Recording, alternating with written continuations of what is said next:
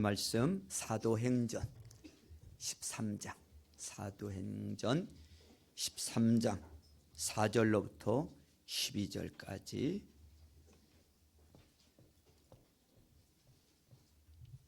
다 찾으십시오. 사도행전 13장 4절로부터 12절. 찾으신 분들은 다 일어나셔서 하나님을 경외하는 마음으로 우리 나에게 주시는 말씀으로 다 같이 합독하시겠습니다. 시작. 바나바와 사울은 성령이 가라고 보냈으므로 실루기아로 내려가서 거기에서 배를 타고 키프로스로 건너갔다. 그들은 살라미에 이르러서 유대 사람의 여러 해당에서 하나님의 말씀을 전하였다. 그들은 요한도 또한 조수로 데리고 있었다. 그들은 온 섬을 가로질러 바보에 이르렀다. 거기서 그들은 어떤 마술사를 만났는데 그는 거짓 예언자였으며 바예수라고 하는 유대인이었다. 그는 총독 서기오 바울을 늘 곁에서 모시는 사람이었다. 이 총독은 총명한 사람이어서 바나바와 사울을 청해서 하나님의 말씀을 듣고자 하였다. 그런데 이름을 엘루마라고 번역해서 부르기도 하는 그 마술사가 그들을 방해하여 총독으로 하여금 믿지 못하게 하려고 애를 썼다. 그래서 바울이라고도 하는 사울이 성령으로 충만하여 마술사를 노려보고 말하였다. 내 속임수와 악행으로 가득 찬 악마의 자식아, 모든 정의의 원수야. 너는 주님의 바른 길을 굽게 하는 짓을 그치지 못하겠느냐? 보아라, 이제 주님의 손이 너를 내리칠 것이니 눈이 멀어서 얼마 동안 햇빛을 보지 못할 것이다. 그러자 곧 안개와 어둠이 그를 내리 덮어서 그는 앞을 더듬으면서 손을 잡아 자기를 이끌어 줄 사람을 찾았다. 총독은 그 일어난 일을 보고 주님을 믿게 되었고 주님의 교훈에 깊은 감명을 받았다. 아멘. 자, 우리 구원받은 하나님의 백성들이 서로 축복하면 그 복이 실제로 임한다는 것을 믿고 우리 앞뒤 좌우 옆편을 보면서 우리 5분 이상에게 복을 빌어주시길 바랍니다. 하늘복 많이 받으세요. 하늘복 많이 받으세요. 하늘복 많이 받으세요. 하늘복 많이 받으세요. 하늘복 많이 받으세요. 네.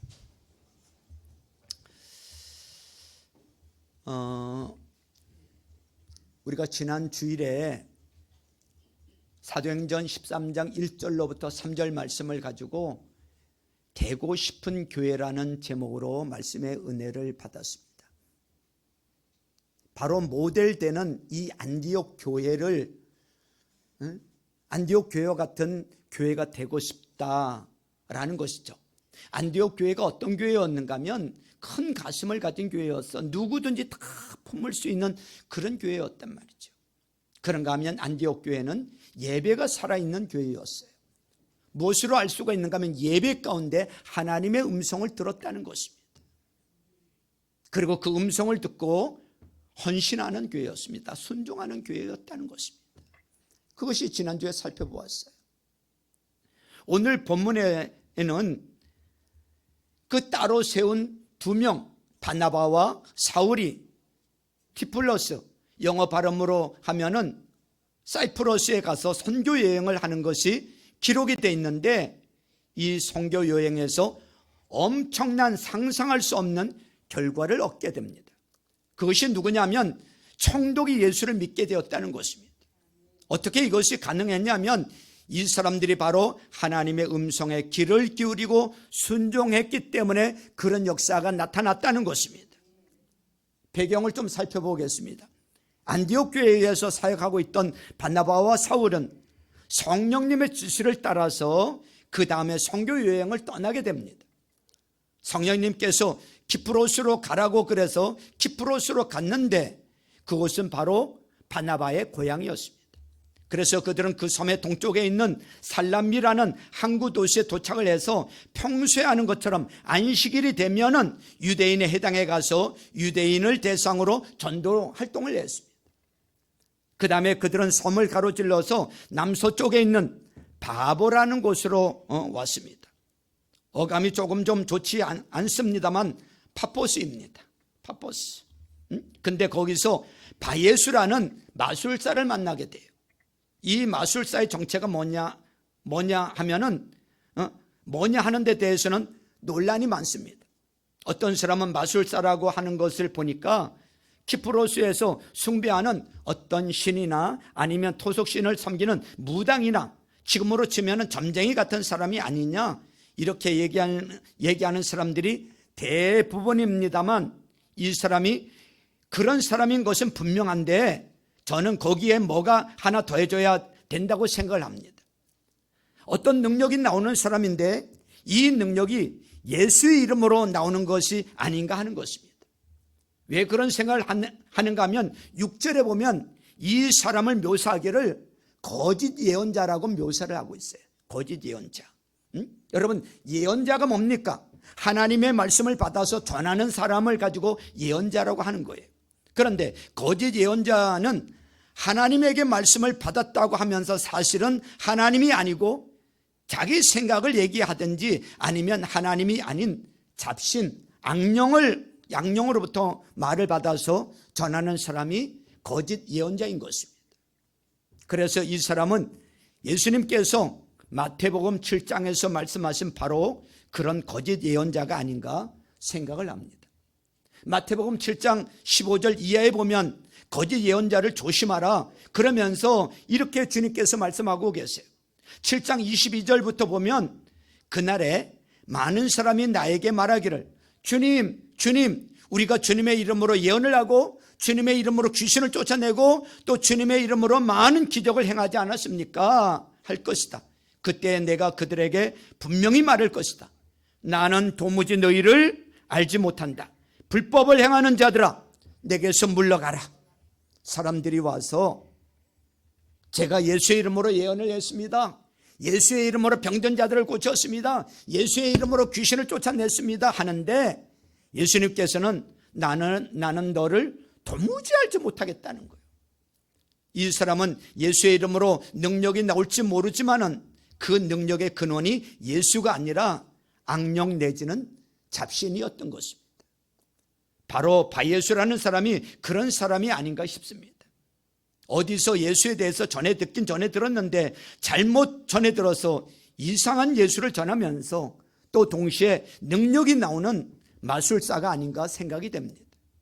어쨌든 문맥에 보면은 이 사람은 총독의 측근으로서 매일 같이 붙어있는 측근으로서 이 사람 때문에 바나바와 바울이 총독을 만나서 복음을 전할 기회를 부여받은 것으로 생각이 됩니다.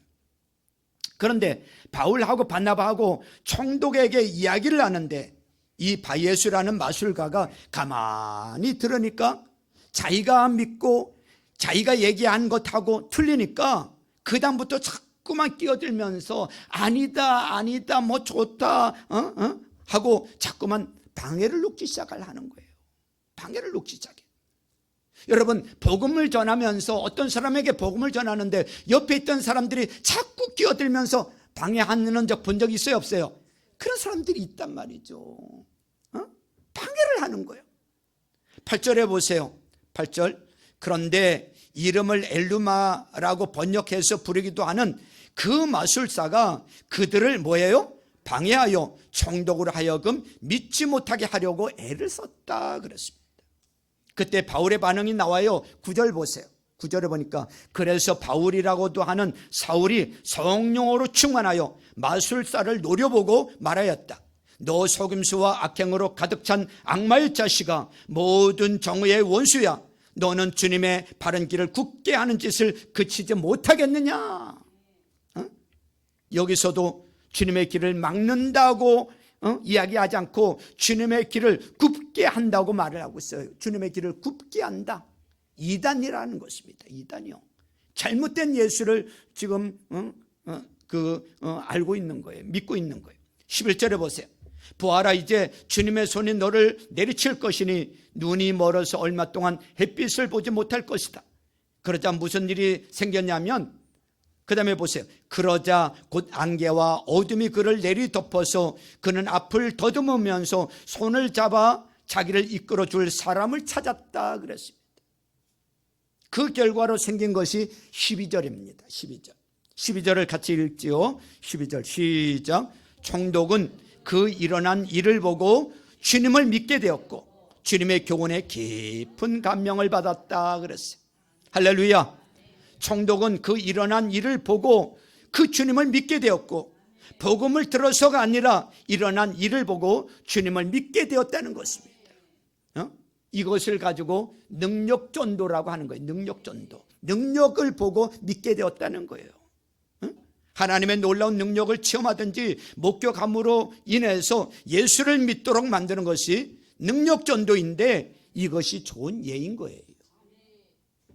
총독이 볼 때는 바예수라는 사람이 마술사라는 이름을 들을 정도로 능력이 많은 사람이었어요. 그냥 많은 사람인데 그냥 바나바와 바울 앞에서 꼼짝을 못하는 거예요. 그냥 말 한마디 하니까 눈이 싹 멀어가지고 그 다음에 그렇게 자신만만하던 사람이 길을 찾아줄 사람을 찾는하고 막 헤매는 이런 모습을 보면서, 이거 예수, 바울이 전하는 예수 대단한 분이구나, 이렇게 믿게 되었다는 것입니다. 이것이 바로 능력전도예요. 능력전도. 여러분, 전도의 방법에는요 4가지 방법이 있어요. 첫째에는 방법에 있어서 부흥회를 통해서 전도하는 방법이 있어요. 우리나라 같은 경우 40년, 50년 전에 많이 사용했어요. 이 부흥회를 통해서. 특히 이 73년도에 있었던 그 여의도 광장에 빌리그레암 목사님을 모시고 어마어마한 사람들이 모여서 전도 대집회를 통해서 수많은 사람들이 예수 믿게 되었어요. 그 당시만 하더라도 교회마다 부흥회가 열린다 그러면 사람들이 막 몰려들었단 말이죠. 이웃교회도 마찬가지고, 뭐 남편도 그러고, 우리 교회 부흥회 아는데 당신도 우리 같이 가자 해가지고 데리고 와서 부흥회를 통해서 같이 은혜 받고 예수 믿게 된 사람들이 많았었단 말이죠. 요즘은 부흥회를 통해서 예수 믿는 사람들이 없어졌습니다. 저는 전도를 받아서 단번에 교회를 나가게 되었지만, 청년의 때에 대부흥회를 통해서 그 당시만 하더라도 연합회 이런 데에서 목사님들을 모시고 운동장에서 부흥회를 할 때가 있었어요. 학교 운동장에서 마이크 막 빵빵하게 대놓고. 그래도 민원 안 들어갔다고요. 같이 막 구경 나오고 그랬다고. 80년도만 하더라도. 그 당시 안산에 신영균 목사님이라고 오래전에 소천하셨죠. 유명한 봉사님이 오셔서 말씀을 전하고 막 그러면서, 주를 위해서 헌신할 사람 막 일어나라고, 청년들 일어나라고 하는데, 저도 어떨 결에 그때 일어나가지고 이렇게 목사까지 되었는데, 하여튼 그 당시에 부흥회를 통해서 전도가 되어졌었단 말이죠. 두 번째는 전도 방법이 전도 프로파일이라든지 사역리 같은 프로그램을 통해서 훈련받고 안 믿는 사람을 만나서 1대1로 복음을 제시함으로 인하여서 이분으로 하여금 예수님을 영접하도록 하는 이런 전도 방법이 있었단 말이죠. 우리 교회도 많이 했지요. 세 번째는 지금 우리 교회가 추구하는 것인데, 관계에 기초한 전도인 것입니다. 관계에 기초한 전도, 관계전도. 그래서 하나님을 모르는 분들을 우리 성도들 틈 가운데로 끌어들여서 특히 목장 모임으로 모시고 와서 그들의 사랑을 맛보게 하고, 그들의 사랑을 맛봄으로 인하여서 정말 그리스도가 어떤 분인지 궁금한 마음을 불러일으켜서 그들이 교회 와서 등록하고 또 예수 영접 모임에 들어와서 영접하고 세례받고 그러도록 도와주는 것이 바로 관계전도인 것입니다. 네 번째가 능력전도예요.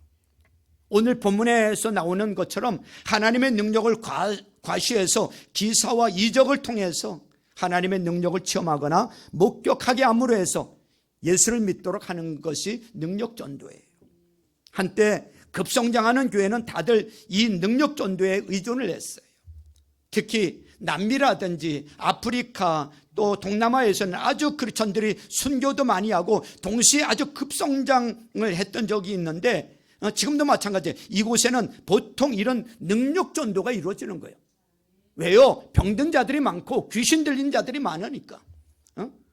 능력 있는 목사님들이 또 선교사님들이 가서 막 귀신을 쫓아내고 병든 자들 고쳐버리니까 많은 사람들이 지금도 돌아오고 있단 말이죠.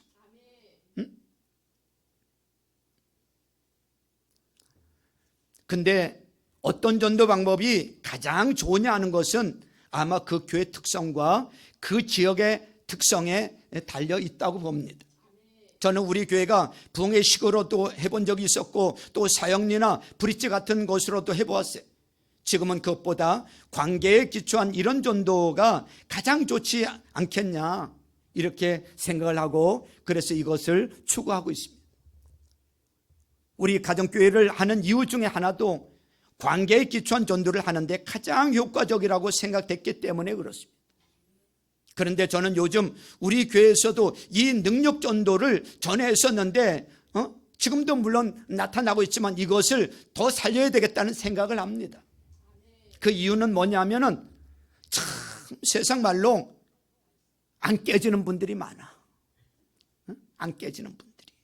아시다시피 제가 아침마다 아직 안 믿는 분들, 믿는 분들의 배우자 가운데서 예수 영접 안 하신 분들을 위해서 기도하는데 이런 분들이 정말 예수님 영접하면 정말 눈물 나도록 참 기쁘고 감사하고 행복합니다.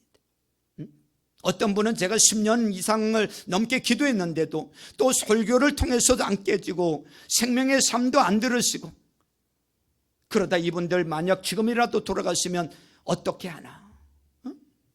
이분들이 하나님이 살아계시고 어떻게 하면 이분들이 예수님이 구세주라는 것을 알 수 있을까?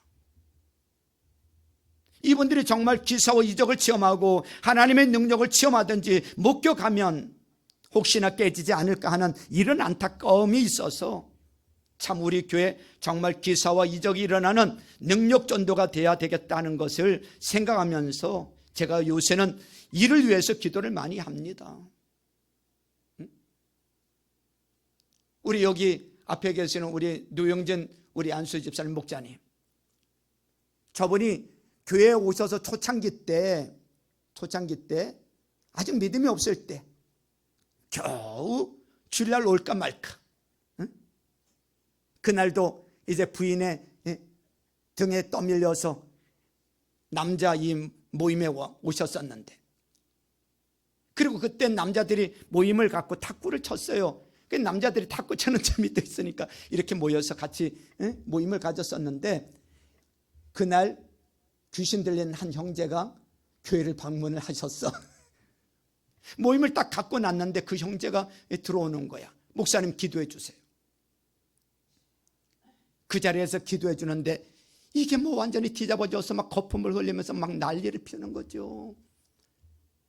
나중에 들은 얘기가 이 남자들이 눈이 동그래지고 깜짝 놀랐다는 거야. 아, 이거 그런 것을 실제로 눈앞에서 목격을 하니까 귀신이 떠나가고 그런 것들을 목격하니까 아마 그런 것들이 우리 노 목자님이 진짜 예수님 만나고 자리 잡아가는데 아마 도움이 됐을 겁니다.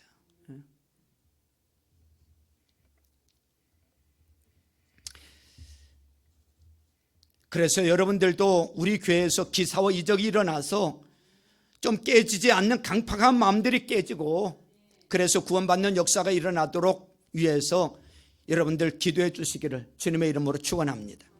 축원합니다.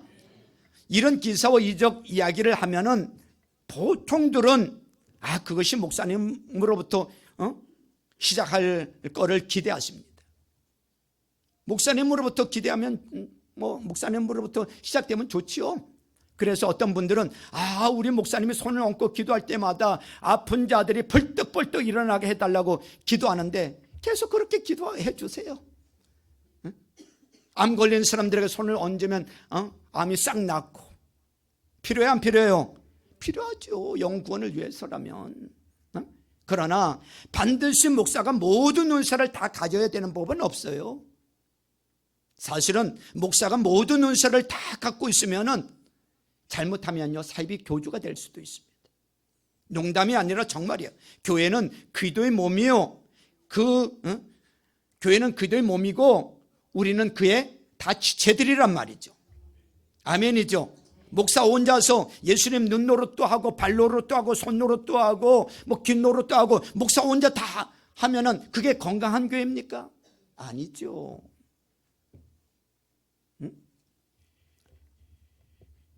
정말 정상적인 교회, 아름다운 교회는 다들 하나님이 주신 은사를 받아서 우리가 다 지체 노릇을 해야 될 줄로 믿습니다. 목사는 목사가 가져야 될 은사를 갖고 있고, 또 성도님들은 또 하나님께서 주신 은사를 가져서 골고루 서로 다른 은사를 갖고 서로 도와주고 그들의 몸을 세워가는 것이 예수님이 생각하시는 이상적인 교회란 말이죠. 목사에게는 하나님께서 리더십의 은사가 필요한 것 같아요. 제가 해보니까 지도력의 은사가 필요해요. 또 가르치는 은사가 필요해요. 목사가 성도보다 더 많은 은사를, 더 큰 은사를 꼭 다 가져야 될 필요는 없어요. 그래서 저는 여러분들이 방언도 많이 하시길 바랍니다. 대부분 방언 하시잖아요. 방언도 많이 하시고요, 통변도 하시고요. 저 대신 여러분들이 손을 얹고 기도하면 아픈 분들이 벌떡벌떡 일어나고, 여러분들이 예수의 이름으로 명하면 귀신도 쫓겨나가고, 참 이런 은사가 여러분들 가운데서도 많이 개발이 되어지고 나타나는 은혜가 있기를 주님의 이름으로 축원합니다. 특히 우리 목자 목녀님들이 그런 은사가 있으면 좋겠어요. 그죠? 그럼 전도하기가 더 좋잖아요. 여러분들 목장에 그런 사람들 왔을 때 고쳐버리는 거예요. 그래서 여러분들이 또 목사가 안 가진 은사를 가졌다고 해서 교만해져가지고 목사님도 이런 은사도 없고 나는 이런 은사가 있는데 하면서 잘난 척하고 그러면 또 안 돼요. 교회는 질서 공동체입니다. 질서가 있어야 돼요. 왜 그런가 하면, 여러분 예를 들면 축구 게임을 예로 들어볼게요. 축구 게임. 여러분 아르헨티나 이 유명한 선수 가운데 리오넬 메시라는 선수가 있습니다. 아주 탁월한 선수죠. 그런 선수이지만 코치가 코치할 때 리오넬 메시가 지는 선수 시절에 옛날에 선수할 때 나보다 반도 못했던 놈이 무슨 코치야 하면서 지멋대로 하고 코치 말을 안 들으면 돼요? 안 돼요? 안 되죠. 또 코치는 코치대로 아이고 저 사람은 귀한 사람이니까 그냥 당신 알아서 하시오 이러면 게임이 돼요? 아무리 게임을 잘하는 리오넬 메시라도 좋은 코치를 만나야 되는 거예요. 그래야 좋은 여러분 팀이 될 수 있는 것입니다. 이제 포인트는 뭐냐면, 저는 우리 교회가 정말 능력 전도가 되는 교회, 이 기사와 이적이 일어난 이런 교회가 되기를 원하는데, 이거를 목사에게 나타나기를 위해서 기도해 주시되 거기에만 의존하지 말고 여러분들에게도 그런 능력과 은사들이 나타나기를 기도하고 개발할 수 있기를 주님의 이름으로 축원합니다. 특별히 목사가 갖지 못한 은사를 여러분들이 가졌다고 생각하면은 그거를 개발하시고 더 큰 은사를 사모하시고 더 큰 능력이 나오기를 기도하셔서 우리에게는 한 사람 한 사람이 다 몸된 그들의 지체가 돼서 기사와 이적이 일어나고 하나님만이 하실 수 있는 능력이 일어나는 교회가 될 수 있기를 주님의 이름으로 축원합니다. 축원합니다. 그러면 어떻게 하면 이런 기사와 이적이 일어나는 능력 있는 삶을 살 수 있을까? 이미 말씀드렸는데요, 두 가지입니다. 기사와 이적이 드러나는 능력 있는 삶을 어떻게 하면 살 수 있는가? 첫째는 예수님의 음성에 귀를 기울여야 돼요. 예수님의 음성을 들어야 돼요. 누구의 음성을? 하나님의 음성에 귀를 기울여야 돼요. 우리가 그냥 내 계획과 내 주장을 갖고 내 능력에 의존하면은 그냥 내 능력 한계 정도의 그런 빈약한 삶을 살고 마는 거예요. 나의 지식의 한계, 나의 지혜의 한계, 내 능력의 한계를 벗어나 이런 삶을 살기를 원하시면은 그런 삶을 살게 해 주시기를 가능케 하실 수 있는 하나님의 음성에 귀를 기울여야 돼요. 하나님의 음성에 귀를 기울이고 들어야 돼 먼저. 여러분, 우리 모두 하나님의 음성 들어야 될 줄로 믿습니다. 여러분, 양들은요 누구의 음성을 듣는다고요? 목자의 음성을 듣는 거예요. 하나님의 자녀라면 아버지의 음성을 듣는 게 맞아. 여러분, 수많은 사람이 있어도요, 내 자식은요 자기 아빠의 목소리를 알아들어요, 못 알아들어요? 알아들어. 수많은 사람이 있어도 평강아 한번 하면은 아빠가 나 부르는구나. 알아듣는다고요. 예배 가운데, 우리가 기도 가운데, 찬양 가운데 여러분 귀 기울이면서 하나님이 오늘 나에게 이렇게 말씀하시는구나, 귀를 기울여야 될 줄로 믿습니다. 두 번째는 하나님의 음성에 귀를 기울일 뿐만 아니라 하나님의 음성을 들었으면 뭐 해야 돼요? 순종해야 됩니다. 뭐 해야 된다고요? 순종하셔야 됩니다. 많은 분들이 이런 능력 있는 삶을 살지 못하는 이유 중에 하나는 하나님의 음성을 듣기는 듣는데 문제가 있는 것이 아니라 순종을 못하는 데에서, 순종을 안 하는 데에서 능력이 안 나타나는 거예요. 여러분들 이런 얘기 아마 들어보셨을 거예요. 제가 뭐 한두 번은 아마 예화를 사용했던 것 같은데, 어떤 사람이 등산을 갔어요. 높은 산에 등산을 갔는데 발을 헛디디면서 절벽에 떨어지게 됐습니다. 절벽에 떨어지면서 쭉쭉쭉 떨어지면서 이야, 이제 죽었구나 라고 생각하는데 마침 나무가 하나가 있어서 탁 잡았어. 나무를 하나 탁 잡았어. 그래서 절벽에 대롱대롱 매달려 있는 거예요. 급하니까 기도를 합니다. 하나님 좀 살려주세요. 하나님 살려주세요. 그랬더니 하나님이 우렁찬 목소리로 대답을 하십니다. 그래, 내가 살려주마. 그러면서 뭐라고 하나님께서 말씀하시는가 하면 그 잡은 손을 놓아라 그러는 거예요. 그 잡은 손을 놓아라, 내가 받아줄게 그러는 거야. 그러니까 이 사람이 한참 생각했더니 이렇게 외쳤습니다. 그 위에 다른 사람 없어 그러는 거예요. 하나님께서 음성 들려주시고 그 다음에 하라고 하시면 순종해야 돼요. 순종하기가 쉽지 않지요. 왜 하나님께서 우리로 하여금 이루고자 하시는 것이 인간의 능력과 지혜를 초월하는 것이기 때문에 하나님의 방법은 보통은 상식적인 방법이 아니에요.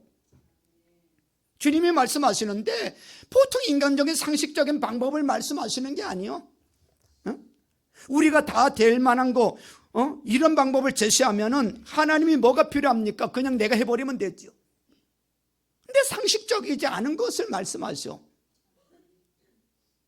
다 성경에 보면 믿음의 사람들에게 상식적이지 않은 것들을 다 말씀하셨고 그들은 그 말씀 앞에 순종했어요. 한 예를 볼까요? 엘리야를 보세요. 3년 6개월 동안 땅에 비가 오지 않고 흉년이 들었어요. 먹을 것이 없어요. 죽게 생겼어요. 그런데 하나님께서 나타나셔서 뭐라고 말씀하세요? 그린 시냇가에 가서 그린 시냇가에 가라는 거예요. 숨어 있으라는 거예요. 뭐를 통해서 먹이시겠다고요? 까마귀를 통해서 먹이시겠대. 그때 엘리야가 만약 생각할 때 아이고 까마귀가 물어다가 먹여야 저기 눈곱만큼만 물어다 먹이면 내가 그거 가지고 뭘 어떻게 먹고 살아, 아이고 말도 안 되지 하고 만약에 안 갔다면 그런 역사가 나타나지 않죠. 가라고 해서 순종해서 갔어요. 까마귀가 한 마리만 물어다 날렸을까요? 아마 1000마리인지 10,000마리인지 아마 물어다 날랐을 가능성이 있잖아요. 여러분, 하나님의 음성을 듣고 상식적으로 생각하지 마시고요. 하나님이 그렇게 말씀하셨으면 순종하면 하나님이 역사하시는 줄로 믿습니다. 오늘 본문 말씀을 봐도 안디옥 교회도 하나님의 음성을 듣고 순종하는데 어려움이 있었을 거라고 생각을 합니다. 교회 지도자들이 교회가 모여서 금식을 하면서 우리 교회가 어떻게 해야 되겠습니까? 할 때 하나님께서 음성을 들려주셨잖아요. 지난주에 보았잖아요. 하나님 음성이 들려왔어요. 내가 지목하는 두 사람을 따로 세워서 보내라는 거예요. 근데 그 두 사람이 누구예요? 바나바와 사울이라는 사람이요.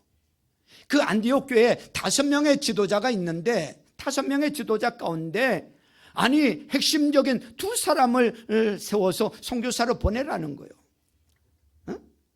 이게 순종이 쉬웠을까요?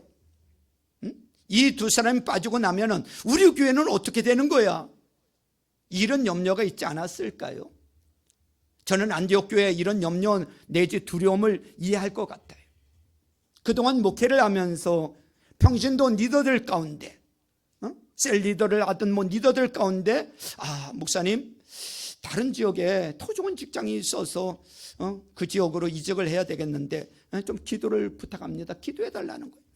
저는 이런 부탁을 몇 번 받은 적이 있는데 부탁을 해와도 이렇게 들으면서 다른 곳으로 가면 안 좋을 것 같고 당신은 원하지만 또 하나님 뜻이 아닌 것 같으면 가지 못하게 해 주십시오. 이렇게 기도를 못하고 하나님 최선의 방법으로 해 주십시오. 이렇게 기도를 하는데 이분은 가기를 원하시고 가는 것이 좋을 것 같아요. 그래서 기도하는데 쉽지가 않아요. 우선은 이렇게 떠나게 되면은 개인적으로 헤어져야 된다는 이런 섭섭함도 있고 또 이분이 떠나면 그 자리를 누가 메꿔야 하나 이런 염려가 있어요 없어요? 또 있잖아요. 참 우리 교회는 흩어지는 교회가 돼야 됩니다. 우리 교회에서는 지도자를 잘 훈련해서 보내야 합니다. 이런 얘기를 하고 믿고 그렇게 하려고 하는데 사실 쉽지가 않습니다. 그런데 안디옥 교회는 5명이 되는 지도자에게 가장 중요한 지도자 2를 보내서 선교사로 보내라고 할 때 이것이 쉽게 순종이 될 수 있냐 이거예요. 그러나 안디옥 교회는 하나님의 음성이라고 생각을 했을 때 즉각적으로 순종을 합니다. 즉각적으로.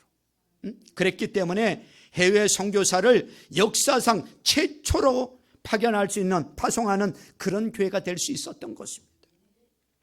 하나님의 음성이 분명하면 순종하시기를 주님의 이름으로 축원합니다.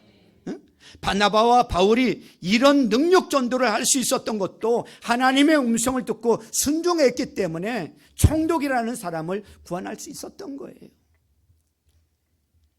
우선 시작부터가 그렇죠. 4절에 보면 바나바와 사울은 누가 가라고 했어요? 성령이 가라고 보내심으로 갔다고 말씀하고 있어요. 성령이 가라고 하시니까 갔어. 순종하고. 또 이 마술사가 말을 자꾸만 방해를 할 때 바울이 이렇게 말을 했어요. 10절에 보세요. 너 속임수와 악행으로 가득 찬 악마의 자식아, 모든 정의의 원수야. 너는 주님의 바른 길을 굽게 하는 짓을 그치지 못하겠느냐? 역시 바울은 박력이 있어서 저 같으면 도저히 못할 심한 소리를 자신 있게 하고 그 다음에 11절 보세요. 보아라, 이제 주님의 손이 너를 내리칠 것이니 눈이 멀어서 얼마 동안 햇빛을 보지 못할 것이다. 여러분, 이 말이 바울이 말씀을 전하는데 이 마술사가 자꾸 말을 방해를 하니까 막 신경질이 나서 던진 말이라고 생각하십니까? 아니에요. 저는 해답이 어디에 있느냐 하면 9절에 있다고 봅니다. 9절을 보세요. 9절을 같이 읽어볼까요? 9절 시작. 그래서 바울이라고도 하는 사울이 성령으로 충만하여 마술사를 노려보고 말하였다 그랬습니다. 여러분, 바울은 성령으로 충만하여 그랬어요. 그 순간에 성령이 충만했어요. 성령님께서 저는 이 시간에 지시를 했다고 봅니다. 성령 충만한 이 바나바와 사울에게 지시를 했다고 봐. 바울이 말씀을 전하면서 속으로 그랬는지 모르죠. 저놈 자꾸 방해가 되네. 자꾸 방해를 하니까 주님 이거 어떻게 하죠? 저는 자꾸 방해가 되는데 어떻게 하지요? 어떻게 하면 좋습니까? 자꾸만 옆에서 지금 이러고 깐조작대고 있는데 근데 성령님께서 잘 말씀하신 것이라고 생각이 됩니다. 그때 성령님께서 아마 말씀하신 거라고 저는 생각이 돼요. 내가 저놈 눈을 멀게 할 거다. 너 얘기해라. 그래서 11절에 보니까 보아라, 이제 주님의 손이 너를 내리칠 것이니 눈이 멀어서 얼마 동안 햇빛을 보지 못할 것이다. 그 말이 자기가 하는 말이 아니라 성령님이 하시는 그 음성을 듣고 전한 것이죠. 하나님께서 이렇게 하실 것이라는 것을 알고서 전한 말이에요. 그런데 성령님께서 너 이렇게 말해라 이렇게 했을 때 순종하는 것이 여러분 쉽지가 않다는 것입니다. 이렇게 순종하는 것이 쉽지가 않아요. 만일 여기 보세요. 보아라, 이제 주님의 손이 너를 내리칠 것이니 눈이 멀어서 얼마 동안 햇빛을 보지 못할 것이다. 딱 이렇게 선포를 했는데 바예수가 바울이 선포를 했는데도 아무 일도 없고 그냥 눈을 끔뻑끔뻑하고 이러고 있으면 이거 어떻게 되겠어요? 이거 어떡합니까? 제가 편찮은 분을 위해서 기도할 때, 개척해서 얼마 안 됐을 때 목회 초년병 때 제일 큰 고민이 그거였어요. 기도해 달라고 하는데 기도하고 아무 일도 안 일어나면 어떡하냐 이거예요. 그러나 하나님께서 하라고 하기 때문에 순종하고 하는 겁니다.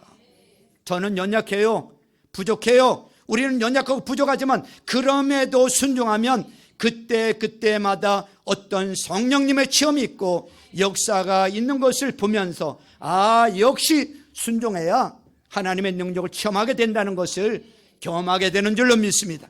수도 없이 많이 체험을 하게 됩니다. 수도 없이. 순종하기만 하면 그때마다 성령님이 역사하세요. 역시 순종해야 하나님의 능력을 체험하는구나.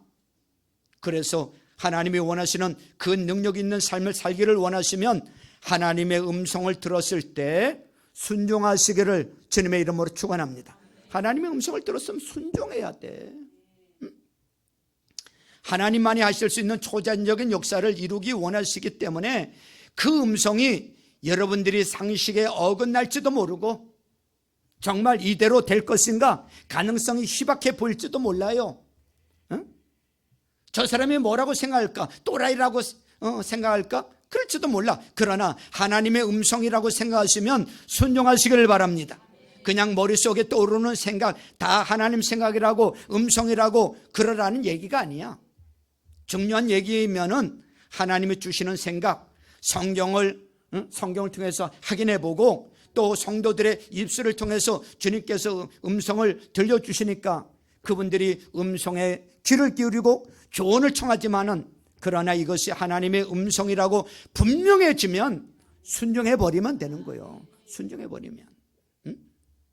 하나님께서 우리에게 살기를 원하시는 삶은 그냥 일상생활에 매여서 인간이 살 수 있는 그 지혜와 능력에 한정되어서 허덕허덕하면서 하루하루 사는 삶을 사는 것을 원치 않으세요. 하나님께서 우리가 초자연적인 삶을 살기를 원하시고 능력 있는 삶을 살기를 원하신다는 것을 믿으시길 바랍니다. 이것이 하나님 자녀의 특권인 거야. 능력 있는 삶을 살기를 원하시는 거예요. 혹시 여러분들 가운데 가정생활 가운데 어려운 문제가 닥쳤습니까? 지금 내 아주 능력의 뒤에 한계와 있다 이렇게 느끼는 분 계시면은 오늘 이 시간 시선을 하나님께로 돌리고 그분의 음성에 귀를 기울이시길 바랍니다. 혹시 자녀 문제로 이제는 도저히 해결의 방법이 보이지 않으시거든 이제는 여러분의 노력을 포기하고 우리 하나님의 음성에 귀를 기울이시길 바랍니다. 직장이나 사업 가운데서 이제는 정말 막다른 골목에 와서 이제는 해결의 방법이 보이지 않거든 하나님의 음성에 귀를 기울이시길 바랍니다. 하나님께서 여러분들 이처럼 막다른 골목에 절망의 장소에 도저히 빼어날 수 없을 것 같은 이런 위기 가운데 몰아넣으신 것은 여러분들의 능력의 한계를 보여주시기 위함이라는 것을 아셔야 돼. 내 방법으로 안 되는구나. 내 능력으로 안 되는구나. 내가 내 힘만 의지하고 내 지혜만 의지하다 보면은 이런 시시한 삶 살다가 죽고 마는구나. 네가 하나님의 아들이고 네가 하나님의 딸인데 그렇다면 왕자로서 왕의 하나님의 왕 되신 하나님의 아들 왕자로서 또 왕 되신 하나님의 딸인 공주로서 살아야 될 삶이 있지 않느냐? 위대한 삶이 있지 않느냐? 내 노력과 내 지혜를 포기하고 한번 나한테 맡겨라. 우리 한번 근사한 삶을 살아보자. 위대한 삶을 살아보자. 초대하고 계신 것인지 모른다는 것을 잊지 마시길 바랍니다. 이런 초대 음성을 들을 때 순종하셔서 여러분들이 생각할 수 없고 여러분들의 능력을 알 수 없는 일이 이루어지는 놀라운 역사를 체험할 수 있기를 주님의 이름으로 축원합니다. 여러분 하나님의 음성을 오늘도 귀 기울이십시오. 분명하게 말씀하세요. 분명하게 말씀하세요. 그리고 그것을 하나님의 음성으로 들었으면 하나님의 음성이면 즉각적으로 순종해 보세요. 상상하지 못할 일들이 지금도 일어난다는 것을 잊지 마시기를 바랍니다. 여러분 자꾸 하나님을 능력을 제한하고 내 생각을 가지고 하려고 하니까 여러분 능력 전도도 안 일어나고 능력이 일어나지 않는 거예요. 능력 있는 삶을 살지 못하는 거예요. 하나님은 지금도 살아계세요. 어제나 오늘이나 영원토록 동일하신 분이세요. 죽은 하나님이 아니라 살아계신 분이세요. 그분의 역사를 지금도 맛보아 알 수 있는 저와 여러분들 될 수 있기를 주님의 이름으로 축원합니다. 우리 이 시간에 찬양 하나 하고요, 오늘 주신 말씀을 가지고 우리 결단하는 시간 갖도록